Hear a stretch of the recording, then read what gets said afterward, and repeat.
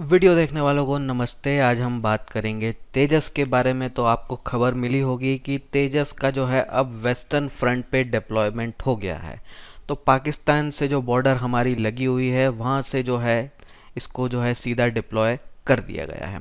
अब एक क्वेश्चन जो है ये खड़ा हो रहा है, क्योंकि ये जो तेजस जो अभी एयरफोर्स के पास है वो इनिशियल ऑपरेशन क्लियरेंस वाला है। तो क्या एक इनकम्प्लीट फीचर्स वाले प्लेन को फॉरवर्ड पोस्ट पे डिप्लॉय करना सही है या नहीं है, उसको हम समझने की कोशिश करेंगे। तो दो रीज़न जो है इसके हो सकते हैं कि क्यों जो है एक इनिशियल ऑपरेशन क्लियरेंस वाले एयरक्राफ्ट को हम जो है फॉरवर्ड पोस्ट पर डिप्लॉय कर रहे हैं। तो पहला रीज़न ये हो सकता है कि हम हमारे पायलट्स को एक रियल कॉम्बैट एक्सपीरियंस देना चाहते हैं। दूसरा रीज़न हो सकता है कि हम जो है युद्ध की तैयारी कर रहे हैं और ऐसी स्थिति में ये ज़रूरी होता है कि हमारे पास जो भी एसेट्स हैं वो एकदम टेस्टेड कंडीशंस में हो। तो पहले रीज़न पे आए, कॉम्बैट एक्सपीरियंस वाले पे। तो अभी जो है तेजस का डिप्लॉयमेंट था तमिलनाडु में, और तमिलनाडु जैसा कि आप जानते हैं ऐसा एरिया है जो कि दुश्मनों से काफ़ी दूर है। अब कोई भी नया प्लेन जो होता है उसको स्टार्टिंग के समय जो है ऐसी ही लोकेशन पे डिप्लॉय किया जाता है। वो इसलिए किया जाता है क्योंकि अगर कभी लड़ने की ज़रूरत पड़े तो कोई ऐसी खराबियां ना आ जाए प्लेन में अचानक से जिसका हमें तुरंत समाधान ना मिल पाए। तो तमिलनाडु में इसका डिप्लॉयमेंट इसीलिए किया गया ताकि जो समय मिला है 4 साल का, उस 4 साल के दौरान जो है पायलट इसको चला लें।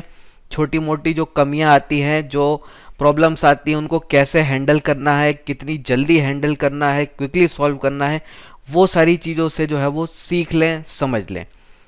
क्योंकि कई बार फ्रेश प्लेन्स के साथ जो है, फ्रेश प्लेन हो या नई गाड़ी हो, कई सारी समस्याएं आ जाती हैं। तो एक यूजुअल समस्या जो कॉमन सी होती है जब भी कोई नया प्लेन होता है तो उसकी मिड एयर रिफ्यूलिंग करने में जो है कई बार कॉम्प्लिकेशंस आती हैं। लेकिन जब आप वॉर में लड़ रहे होते हैं तो उस समय एक एक मिली सेकेंड कीमती होता है, और वहाँ अगर आपको रिफ्यूलिंग में ही बड़ा टाइम लग रहा है, मिड एयर रिफ्यूलिंग में, तो कई बार इसी के दौरान जो है दुश्मन प्लेन को आपके शूट कर सकता है। तो बहुत सी चीज़ें जो है क्रिटिकल होती हैं। तो एयरफोर्स ने जो है इस प्लेन को 4 साल दे दिए हैं। तमिलनाडु में जो है ये डिप्लॉय रहा तो पायलट्स को काफ़ी सारा एक्सपीरियंस मिल गया। क्या इसके साथ प्रॉब्लम्स आ सकती हैं, कैसे उनको सॉल्व करना है, तो उन सब से जो है पायलट जो है अब वाकिफ़ हो चुके हैं। अब ज़रूरी है कि अब एक रियल कॉम्बैट एक्सपीरियंस मिले, इसलिए जो है फॉरवर्ड पोस्ट पे इनको डिप्लॉय किया जाए। अब क्या होता है कि जब तमिलनाडु में कोई पायलट फ्लाई कर रहा है तो उसके मन में जो है वो डर नहीं होगा, वो फीलिंग नहीं होगी कि यहाँ से दुश्मन भी आ सकता है, क्योंकि वो ऐसी लोकेशन है। लेकिन जब फॉरवर्ड पोस्ट से जो ऑपरेट करेगा तो वो एक रियल एक्सपीरियंस होगा, क्योंकि दुश्मन वहाँ से आ सकता है कभी भी। तो चीज़ें जो है इधर जो है थोड़ी अलग होंगी। तो एक अच्छा खासा समय जो है यहाँ पे इस प्लेन को मिल चुका है, पायलट्स को मिल चुका है। तो अब जो है एक रियल कॉम्बैट एक्सपीरियंस देने की इच्छा जो है एयरफोर्स की होगी, और इसीलिए डिप्लॉयमेंट किया जा रहा है। साथ में क्योंकि इस प्लेन को जो है हम MiG-21 के रिप्लेसमेंट के तौर पे जो है डिप्लॉय कर रहे हैं, और MiG-21 का काम जो है इंटरसेप्शन का ही है और यही काम इसको करना है। तो इंटरसेप्शन वाला काम जो है हमें फॉरवर्ड पोस्ट पे ही करना होता है, तमिलनाडु जैसी जगह पे नहीं करना होता है। तो एक रियल एक्सपीरियंस अब हमें चाहिए, इसीलिए जो है शायद इसको डिप्लॉय किया जा रहा है।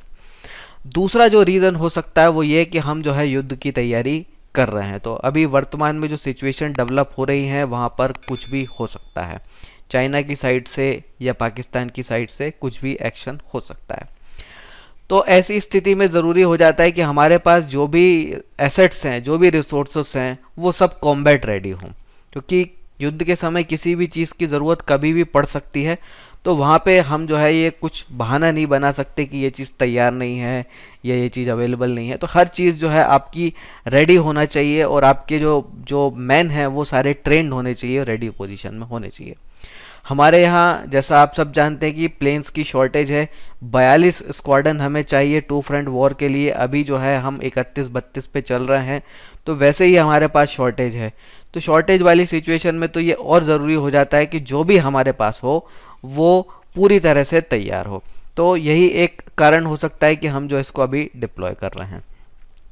अब क्वेश्चन फिर भी मन में आता है कि क्यों डिप्लॉय कर रहे हैं जब कुछ जो है ये सिर्फ इनिशियल ऑपरेशन क्लियरेंस वाला है। तो इनिशियल ऑपरेशन क्लियरेंस में और फाइनल ऑपरेशन क्लियरेंस में कुछ फीचर्स का फ़र्क है। तो ये फीचर्स पर अगर हम आए तो एक फीचर की जो कमी है वो है गन्स की, तो लैक ऑफ गन, तो जो एयरक्राफ्ट में जो गन लगी रहती है वो इसमें मिसिंग है। ऑन बोर्ड ऑक्सीजन जनरेटर जो है इसमें नहीं है। इलेक्ट्रॉनिक वॉरफेयर सूट जो है वो इसमें नहीं है, जो कि एफओसी वाले जो है एयरक्राफ्ट हैं उसमें मिलेगा, जिनका ऑर्डर जो है अभी देना है।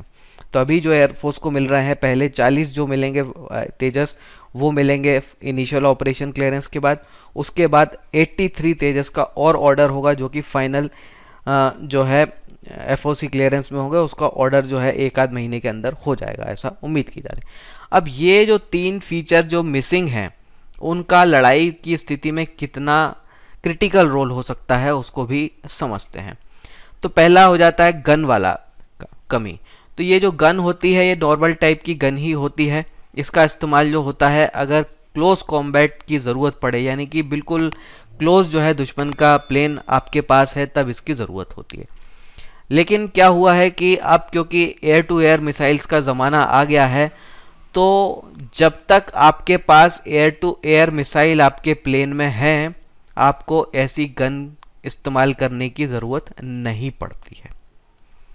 तो पहले जो है ये ज़रूरत पड़ती, ये काफ़ी ज़्यादा क्रिटिकल होता था क्योंकि मिसाइल्स एक लिमिटेड क्वांटिटी में ही आप कैरी कर सकते थे। और पहले की जब हम वर्ल्ड वॉर 1 की बात करें तो इस तरह की एयर टू एयर मिसाइल होती भी नहीं थी। तो अब क्योंकि तेजस में एक बढ़िया एयर टू एयर मिसाइल लगी हुई हैं, तो जब तक ये मिसाइलें ख़त्म नहीं हो जाती और दुश्मन का प्लेन क्लोज नहीं आ जाता तब तक तो कोई टेंशन वाली बात नहीं। लेकिन वो स्थिति अगर आ जाती है तो यहाँ पे सिचुएशन कॉम्प्लेक्स हो सकती है। तो ऐसा कुछ जो है हमारे साथ जो है 1965 की लड़ाई में हो गया था। तो 1965 की लड़ाई में जो है कुछ पाकिस्तानी प्लेन्स को हमने लॉक कर लिया था, पर हम उनको मिसाइल्स की कमी के कारण जो है शूट नहीं कर पाए। हमारे जो MiG-21 थे उनकी मिसाइल्स जो है वो ख़त्म हो गई थी, और उसके बाद जो है उसमें जो है यही गन मिसिंग थी। तो ये गन मिसिंग होती तो जो है वो शूट हो चुके होते। तो सिचुएशन जो है काफ़ी पुरानी है, 1965 की बात थी ये, आज हम 2020 में हैं। तो आज के समय में जो है एयर टू एयर मिसाइल काफ़ी लंबी दूरी की हो गई हैं जो कि पहले नहीं थी। तो ये चीज़ जो है एक डिसएडवांटेज तो है, लेकिन उतना ज़्यादा सीरियस नहीं है जितना कि हम समझ रहे हैं। दूसरी प्रॉब्लम जो है शॉर्ट कमिंग है वो है ऑक्सीजन जनरेटर की कमी।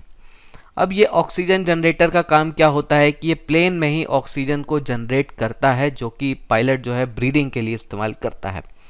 अगर ये ऑक्सीजन जनरेटर ना हो तो पायलट को जो प्लेन में लगा हुआ ऑक्सीजन सिलेंडर होता है उसी पर रिलाई करना पड़ता है।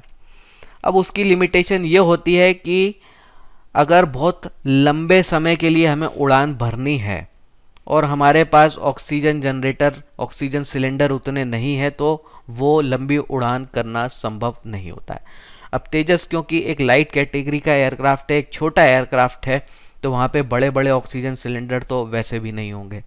तो ये क्या करता है कि ये फीचर अगर हमारे पास नहीं है तो लंबे समय तक उड़ान भरने की कैपेसिटी को वो असर करता है। लेकिन क्योंकि तेजस का काम जो है इंटरसेप्शन के लिए ही हमने रखा है, इंटरसेप्शन रोल के लिए ही हमने उसको बनाया है, तो ये जो कमी है ये ज़्यादा असर नहीं करती।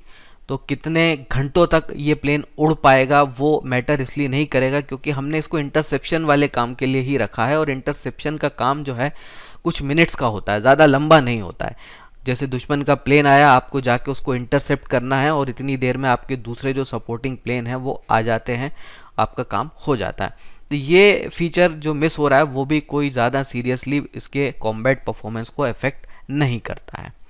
तीसरे फीचर पे आते हैं, lack of electronic warfare equipment. ये ज़रूर जो है गंभीर एक बात है।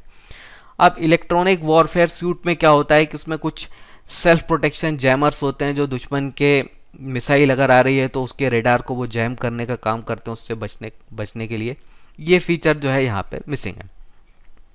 तो यहाँ पे अगर तेजस का मुकाबला हो जाए F-16 से पाकिस्तान के, या चाइना के किसी प्लेन से जिसमें PL-12 मिसाइल लगी हुई है, या अमेरिका वाली AIM-120 मिसाइल जो कि F-16 में लगी रहती है, तो तेजस के लिए यहाँ पे चीज़ें चैलेंजिंग हो जाएंगी, मुश्किल हो जाएंगी, क्योंकि यहाँ पे सेल्फ प्रोटेक्शन जैमर नहीं है।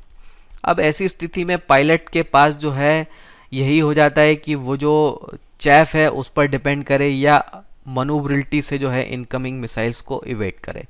तो यही जो है उसके पास ऑप्शन रह जाते हैं, और ये थोड़ा कठिन काम है, मुश्किल काम है। तो ये चीज़ जो है क्रिटिकल हो जाती है। तो ये जो 3 फीचर जो मिसिंग हैं उसमें से ये वाला जो है सीरियस है, बाकी 2 से तो काम चल जाता है।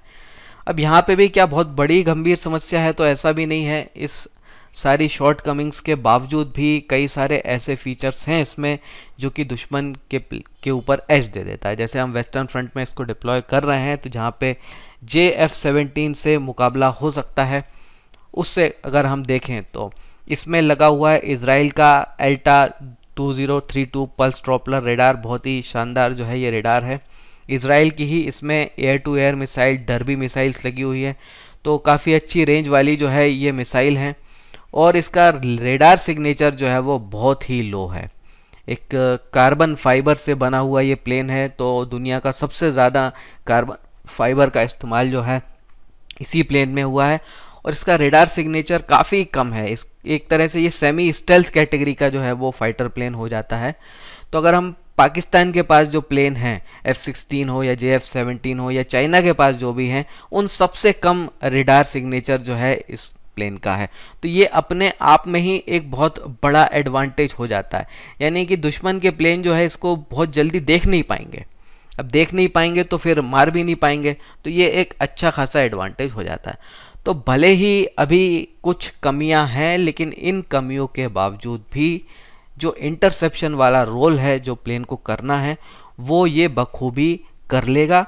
और जिसको रिप्लेस करना है हमें MiG-21 को, उससे तो ज़्यादा फीचर्स इसमें वैसे ही हैं। तो कहने का मतलब यही हो जाता है कि जो डिप्लॉयमेंट किया है बिल्कुल सही किया है। एयरफोर्स जो है हम और आप से काफ़ी ज़्यादा जानती है, और जो कर रहे हैं वो सही कर रहे हैं। तो इस पर जो है आप अपनी कमेंट्स रखिए। फिर मिलेंगे। जय हिंद।